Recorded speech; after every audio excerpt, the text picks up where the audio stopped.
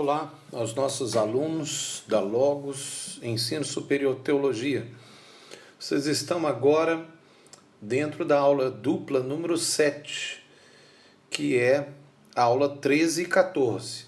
E agora é a terceira parte da aula 13, ou seja, é o final da aula 13.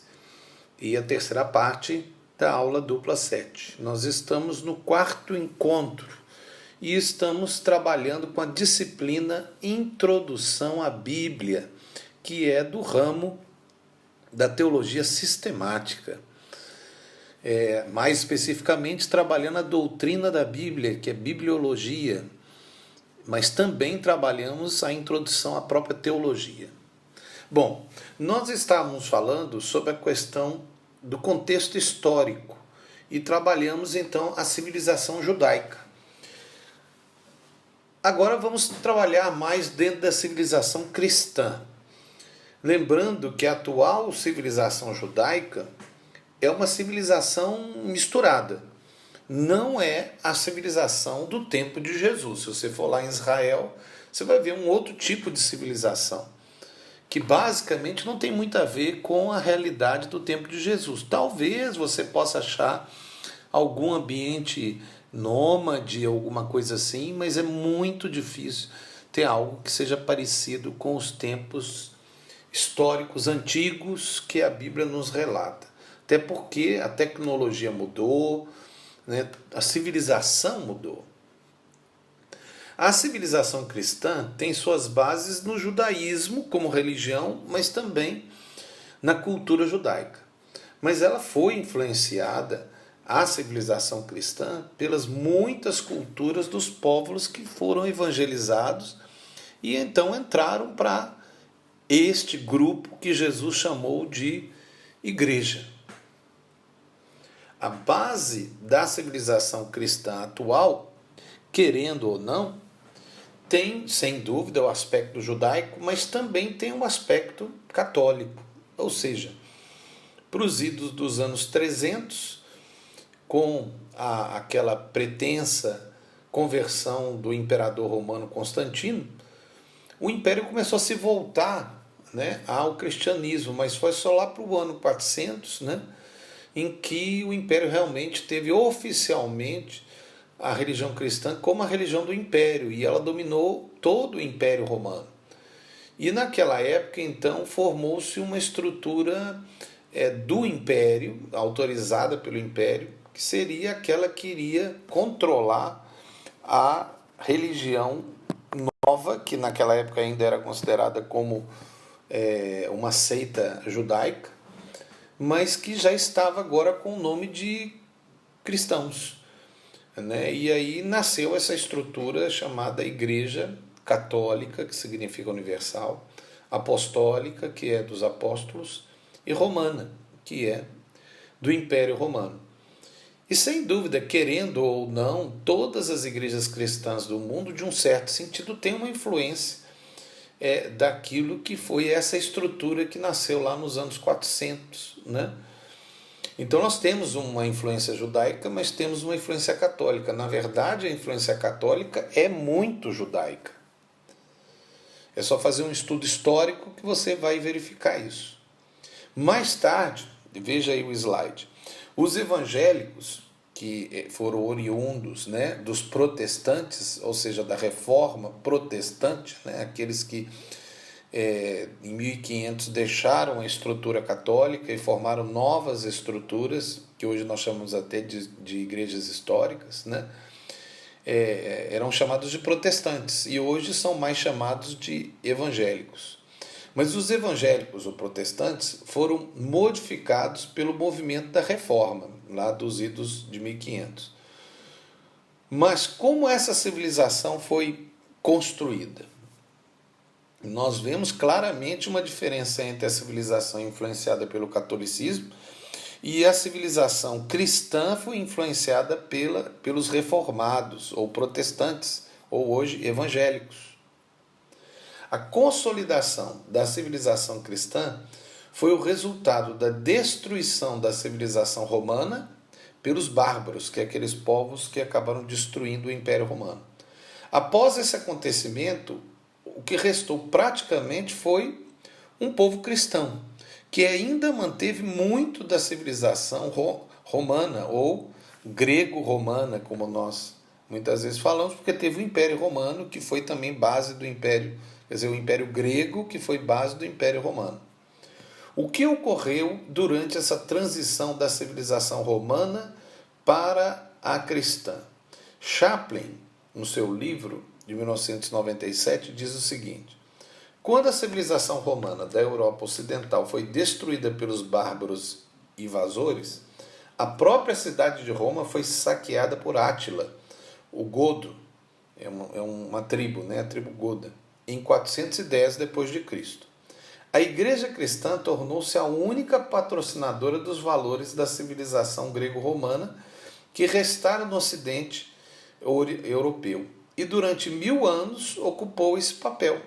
Novas invasões ameaçaram essa circunstância até que finalmente a Europa Ocidental foi superficialmente cristianizada, emergindo como uma nova civilização. Então é um fato que aquela civilização grego-romana, ela de alguma maneira, ela se ligou aos ideais cristãos que tinham sido promovidos por Jesus Cristo e seus apóstolos. E acabou que alguma coisa se misturou, né?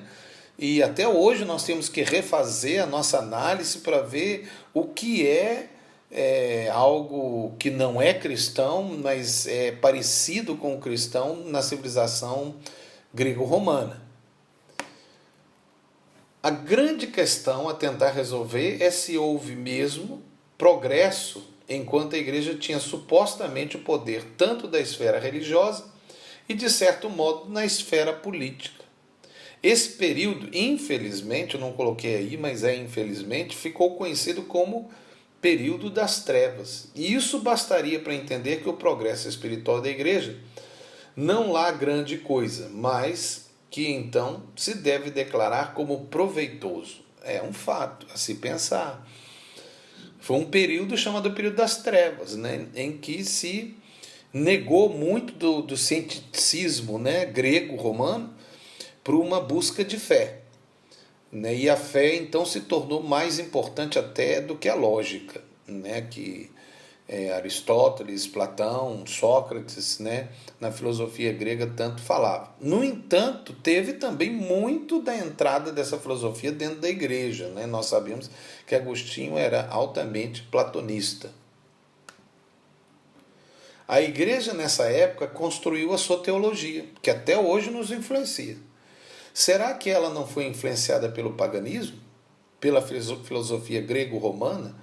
Por culturas que não tinham suas bases na Bíblia? Então aí cabe a nós, a vocês teólogos, né, que estão em formação, serão de fato teólogos formados, né, e até credenciados pela academia, a analisar essa situação, né, de que tipo de influência isso trouxe sobre as doutrinas, sobre a nossa teologia. Foi positivo, foi negativo? É de fato algo que foi pela influência do próprio Deus? Ou será que foi só uma influência paganista e um sincretismo religioso? Tudo isso nós temos que considerar. Nossa teologia tem influências das fases da civilização judaico-cristã. Mas a hermenêutica, na procura da verdade bíblica, deve considerar a civilização bíblica, e a nossa civilização é a base de interpretação, é fruto da interpretação, na verdade.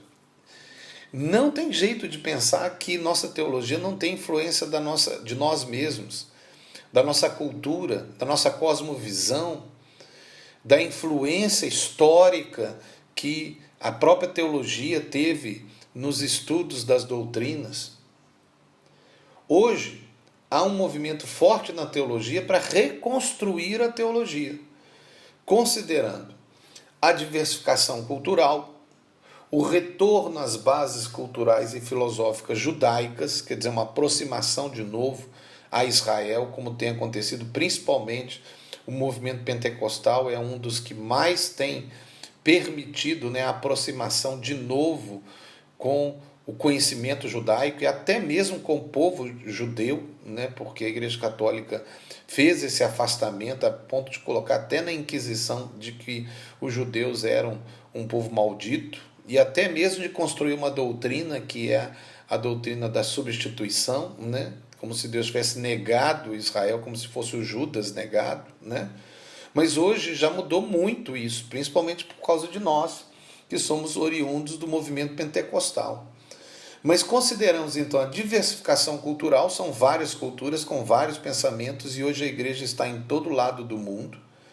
O retorno às bases culturais e filosóficas judaicas e a negação das influências pagãs. E hoje existe um estudo muito grande para tentar se identificar o que é pagão, o que não é bíblico de fato, que foi só incluído e que muitas vezes nós achamos que é bíblico, ou que é doutrinário, ou que é princípio cristão, e não é.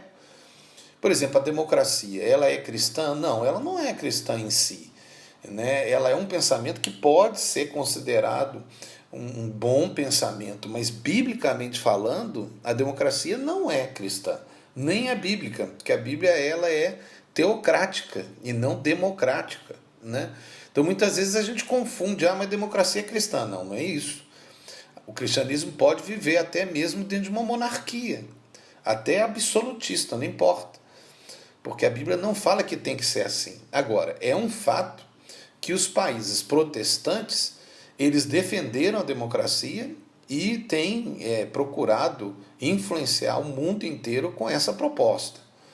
Então isso tudo é uma análise sim, da realidade histórica bíblica.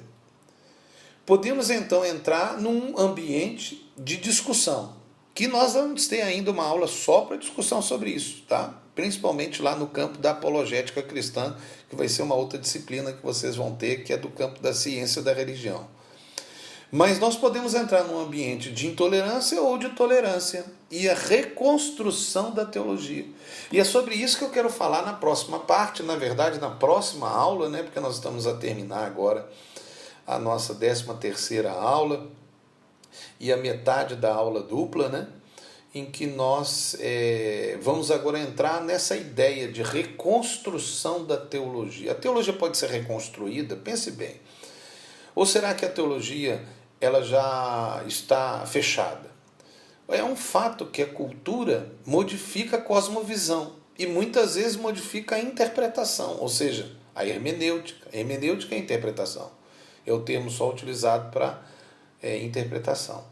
Mas é um fato que nós temos que pensar agora, especialmente aqui, né, na Faculdade Logos, em que nós trabalhamos a teologia dentro das características da cosmovisão africana, nós temos que pensar assim, que nós temos que repensar a teologia. Por que não? Por que nós não podemos repensar a teologia? Ela não é fechada. Ela continua a partir do momento em que o homem se modifica, que as civilizações se modificam, que novas culturas são reconstruídas ou construídas, que as tecnologias começam a existir, por exemplo, a internet. Hoje tem que se ter pregações explicando como se conviver com a internet, com o mundo virtual. Isso não existia no tempo da Idade Média, no tempo da Reforma. Isso é uma nova realidade que tem que se observar dentro da Bíblia o que está a acontecer e qual é a conduta ética do cristão diante dessas novas tecnologias que estão a se formar no mundo atual, dessa civilização que está a acontecer agora, né, que se é chamada até de pós-modernismo. Bom, vamos então terminar essa parte, que é a 3ª parte, terminando também essa aula, né, que é a aula 13, ainda na aula dupla 7. Que Deus abençoe vocês.